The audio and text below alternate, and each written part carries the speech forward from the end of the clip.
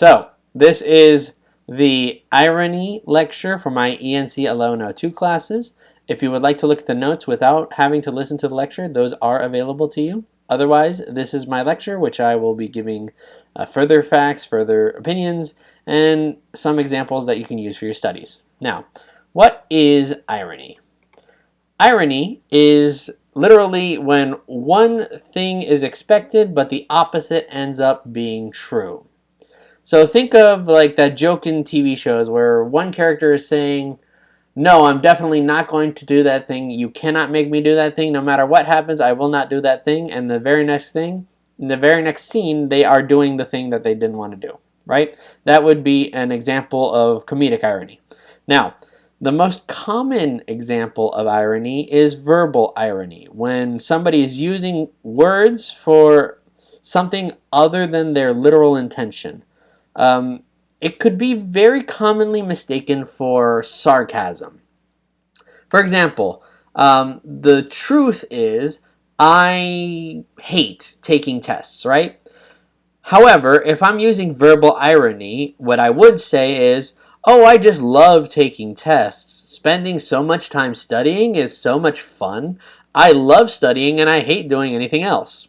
That would be verbal irony because it can be inferred that I don't like any of that, right? Nobody likes taking tests. So that could be seen as verbal irony, and as you can see, it sounds a lot like sarcasm. It's basically the same thing. It's basically the same thing. But there are other forms of irony, so let's talk about some of those. The first one is dramatic irony.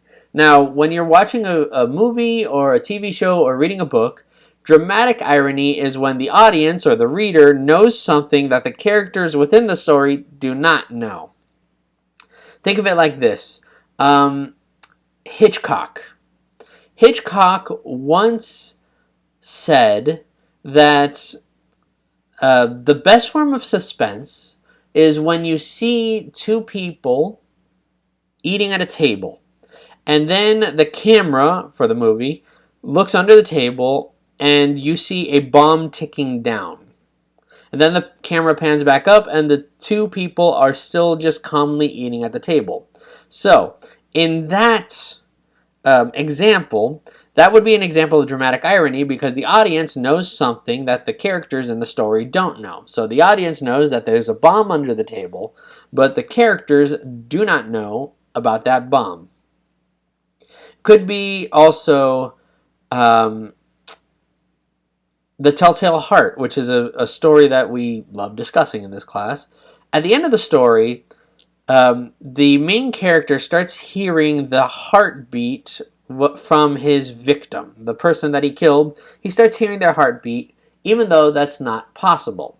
The audience knows that it's completely impossible for him to be hearing this heartbeat. However, the character doesn't know that. So that would also be a form of dramatic irony. Cosmic irony, and when it seems like God or fate or destiny or some other outside force is controlling what the characters do within the story. So think, for example, of a character that is expecting a note.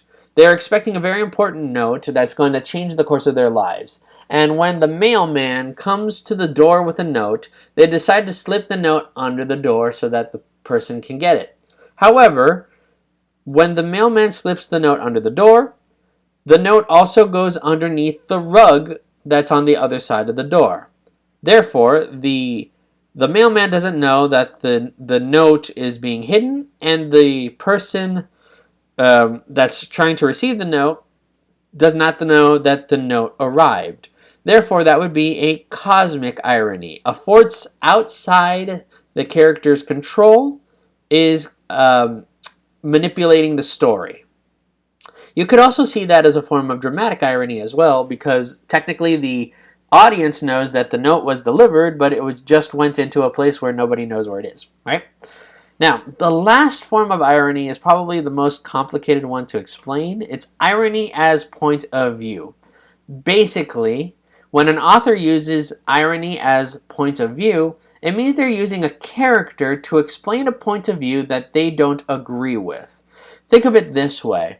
Let's say somebody is, and I'm going to get a little bit political here because it's a really good example. Let's say somebody is a Democrat, right?